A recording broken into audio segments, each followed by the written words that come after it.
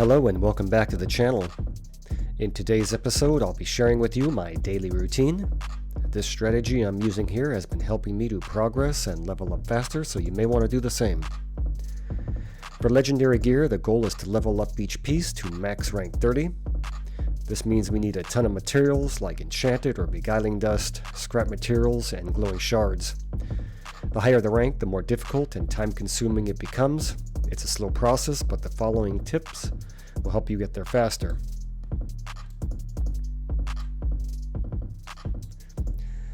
Alright, so first thing I do is start here at the Raucous Plaza waypoint, head on over to Tate the Adventure Seeker and accept the 3 side quests.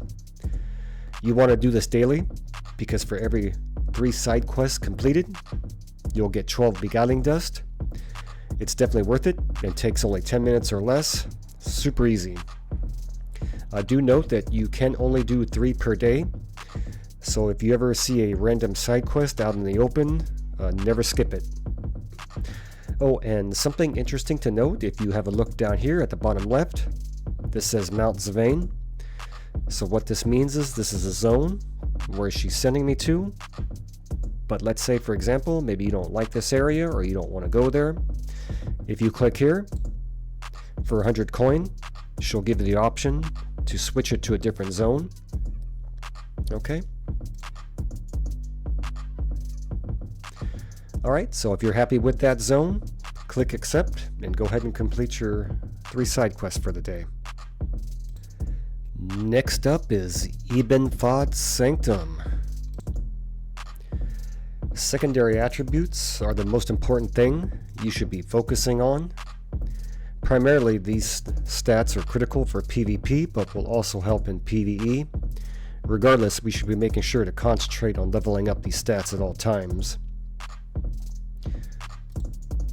Okay, we do that by upgrading the vessels of the Legacy of the Herodrum, which is this right here. We do that by obtaining calling stones, which are these gems right here. So each chest that we open inside the treasure chambers using aspirant keys will give us these gems, and that's what we need to upgrade our vessels here. And in turn, that will increase the stats for our secondary attributes.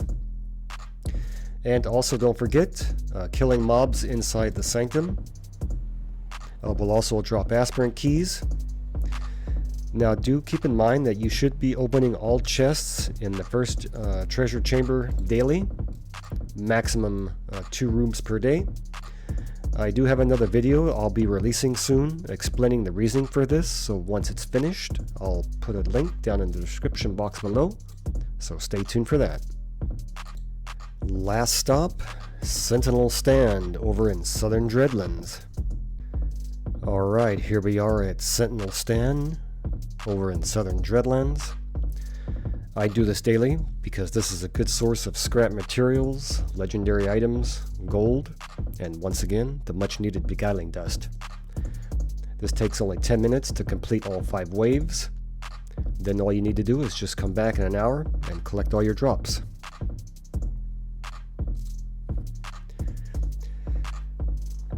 So let me give you some additional recommendations. If you are a shadow, I highly suggest doing assembly every day because you also receive aspirant keys, a ton of XP, and sometimes even legendary gear, and it only takes about 10 minutes to receive all 4 blessings. Next would be vault raids. This is also important because you obtain hilts, which can then be used at the hilts trader to purchase more aspirant keys, crests, and other important items. And do note that with the recent update, the cooldown was reduced to 2 minutes wait time between vault raids. So that means now we can max out vault rewards and can open all 40 chests and collect all 350 hilts in only 1 hour time. So when you incorporate this strategy with your normal daily codex quests, bounties, dungeons, contracts, elder rifts, and accursed tower runs, you'll see how effective this method is when you start leveling up at a much faster rate. Alright guys, that's all I have for you today. As always, thank you for watching. See you next time.